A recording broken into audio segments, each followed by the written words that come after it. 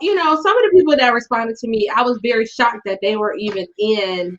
Like, I was like, they had a toxic or abusive relationship, and so it kind of opened my eyes a little bit because it made me think that anybody can do it. So I asked a question, and it's a very generalized question. I mean, how do people get into these toxic relationships? Because some of these people are strong, that I perceive very strong, confident, don't take no mess, but they were in one. And so how do we fall into those? I can tell you how I fell into mine. How? It started off as a friendship. We were friends, and it just started off as a friendship, and it just progressed from there. And then once I was in the relationship, it was small, little, tiny little things that were very manipulative. And you know, one of which was, he always wanted to like, it was a competition about, if like, with about my mother. He wanted to like have this special relationship with my mother, and it was like he was acting like I didn't have like a close. And he would always, well, we don't even talk about you when we talk. And it was like he wanted to exclude me out of things. And it was crazy. He had this whole little thing. And I get, like, he had some really bad stuff that happened to him as a child. But he also has a bunch of friends who were also enablers.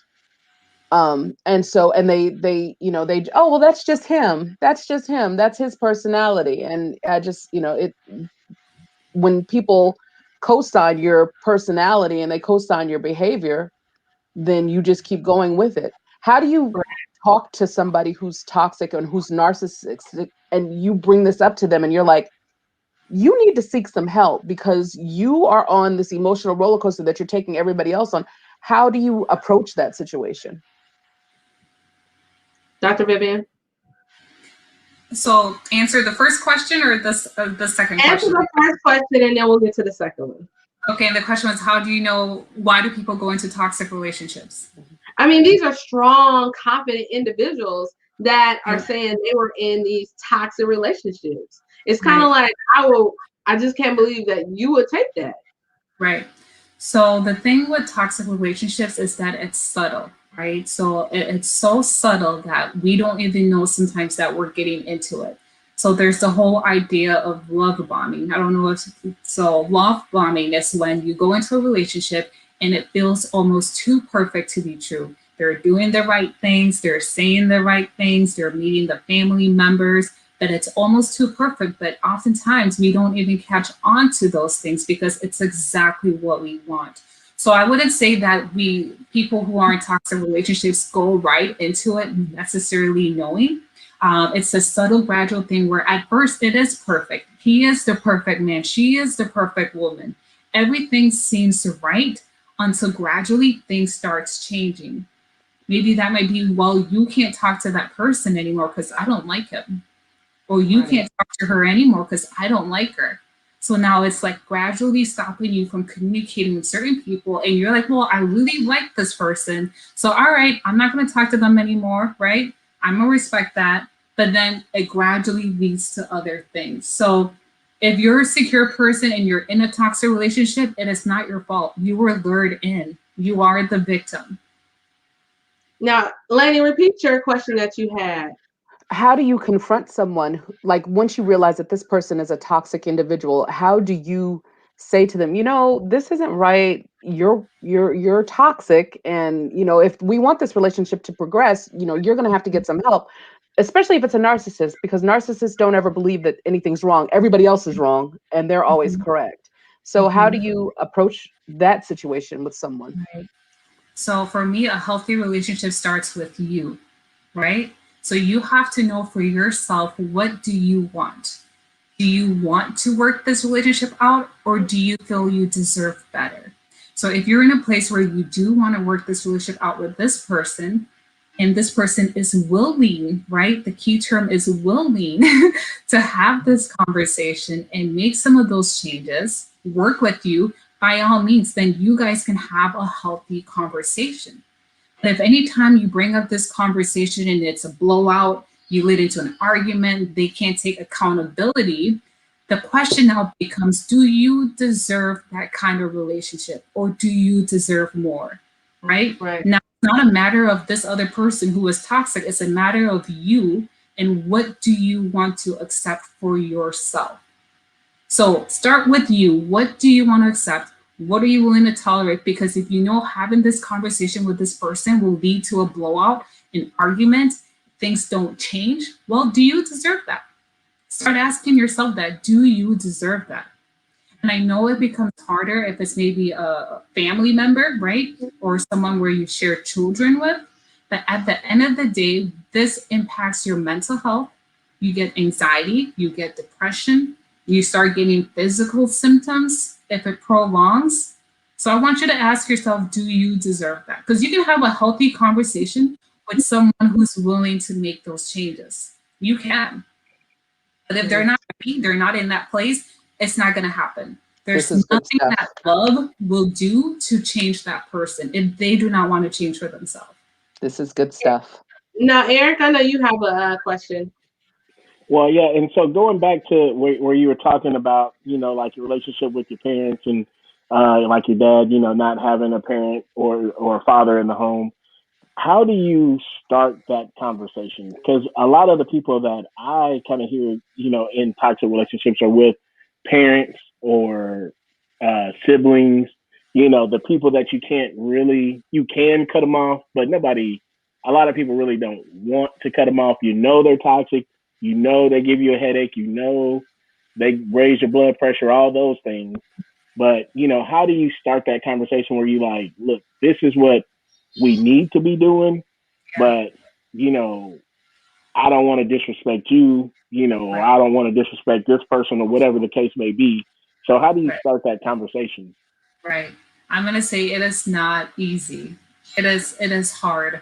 Especially I don't know if you've been around some African dads, but to them there's nothing wrong with that. Like it's tough. It's like talking through a brick sometimes. And I just had to come to at peace with just myself and in my relationship with him. I had to see where he's at in his walk and accepting some of those things. And I realized he's not there yet, right? And sometimes we have to recognize this person is not there yet and they're not ready to have that conversation, or that conversation is hard, right? So it might be just little things like, I think it might be better for you to maybe have this, say this in a different way, and just leave it at that. So just dropping little nuggets just to get them thinking about it. Because you can know my damn nerves. I know it's hard. It is hard, but it's, again, how can you have that conversation with someone if they don't know they have a problem? If they're not willing to have that conversation. Mm-hmm. But I mean, what do they say? Because you have some arrogant people out there, and they'll say, "Yes, I am. You still with me? What you gonna do about it? Fight me." You know what I'm saying? Like, what do you do with those? Mm-hmm. So you just said, "What are you gonna do with it?" Right? Did you just hear that statement? What are you gonna do about it? So it ends up being the other person. What is that person going to do about it? Because again, that person is not going to change. That toxic person is not going to change. I think we're kind of approaching this with the idea that we can change this person, or that if we have this conversation, this person will change.